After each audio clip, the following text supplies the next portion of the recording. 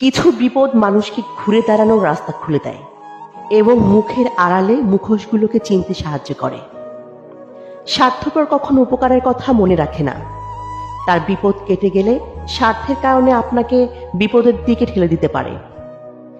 যার বিচার আদালত করতে পারে না তার বিচার সময় করে দেয়, আর সময় যখন বিচার করে তখন সাক্ষী প্রমাণের প্রয়োজন পড়ে না। সস্তা মানুষের খরিদ্দার বেশি, ব্যক্তিত্বহীন মানুষের বন্ধু বেশি, প্রতিবাদী মানুষের শত্রু বেশি, মিথ্যাবাদীর মুখে মধু বেশি। চরিত্র আমাদের ব্যক্তিত্বের আয়না। এটাকে আমরা যত বেশি পরিষ্কার রাখবো আমাদের ব্যক্তিত্ব তত উজ্জ্বল হবে। মনে রাখবেন, মানুষ কিন্তু আপনার পিছনে ঘুরবে না, মানুষ ঘুরবে আপনার অবস্থানের পিছনে। মানুষ কিন্তু আপনাকে পাত্তা দিবে না, মানুষ পাত্তা দিবে আপনার অবস্থানকে, পাত্তা দিবে আপনার পদমর্যাদাকে। আমার কাছে সেরা মানুষ তারাই যারা অহংকার করার মতো অনেক যোগ্যতা থাকার সত্ত্বেও যাদের মাঝে অহংকারের ছিটে ফোঁটাও নেই।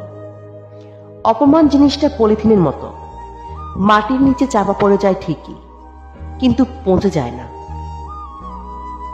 উচ্চশিক্ষা আর সুশিক্ষা এক নয়। উচ্চশিক্ষা দেয় জ্ঞান আর সুশিক্ষা দেয় মনুষ্যত্ব।